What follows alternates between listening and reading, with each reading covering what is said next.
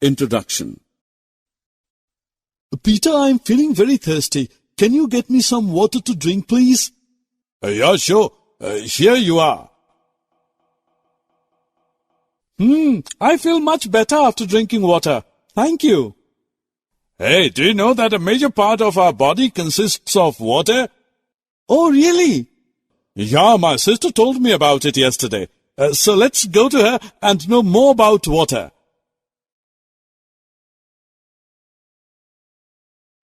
Objectives.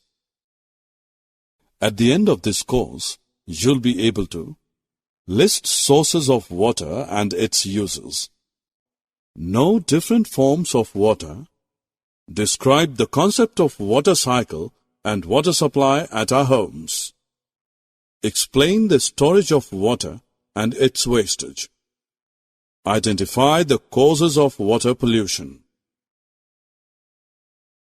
Hello, sister. Hi, John. How are you? I'm fine, thank you. Peter said that you told him some interesting facts related to water. I also want to know them. Okay, I will tell you. Actually, water is one of the most abundant substances on the earth.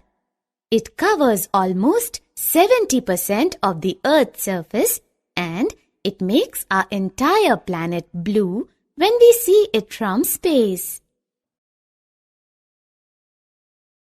Now I will tell you about the different forms of water. Water exists in 3 forms: liquid, solid, and vapor. Sister, from where can we get water? Oh, you are asking about the sources of water.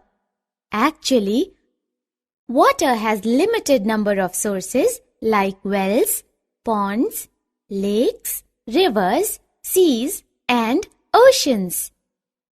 Besides these, groundwater is also an important source of water.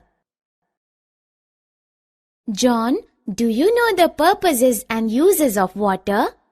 No, sister, please tell us. Water is essential for all humans, plants, and animals. We drink it. We take bath in it. We cook our food in it. We wash and clean our clothes with it.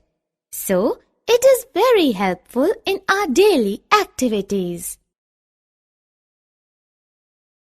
Sister, yesterday you also told me about the water cycle. Please tell us more about it. Okay, the water cycle is a natural process of circulation of water from the land to the sky and back to the land. In this process, water in water bodies like rivers, seas, and oceans gets heated up by the sun and forms water vapors. This water vapor rises up in the air and gets cool and turns into cloud and finally into rains. Then, after raining, land water goes to lakes and rivers, which then flow back to the seas or oceans, and the cycle completes. This cycle gets repeated again and again. Guys, now I'm telling you how do we get water supply at our homes and other places. As you know that we get water through taps and this water is drawn from a lake or a river and then it is supplied through a network of pipes after purification process at the water plants. We should not waste water while doing daily activities. We all use so much water while brushing teeth or washing dishes. Sometimes large amount of water gets wasted through small leaks in pipes and dripping taps. Look, John, this water is so dirty. Oh yes, but how does the water get so dirty? Guys, do you know that throwing garbage and draining sewage into the water bodies makes it dirty and polluted? We cannot use this water for drinking and other household purposes. Sister, my teacher told me that we can also store the rainwater and reuse it. But how can we do it?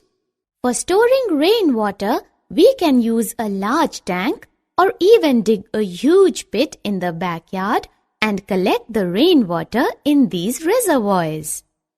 After that, we can use this stored water for watering outdoor plants to keep them green and for some washing purposes also.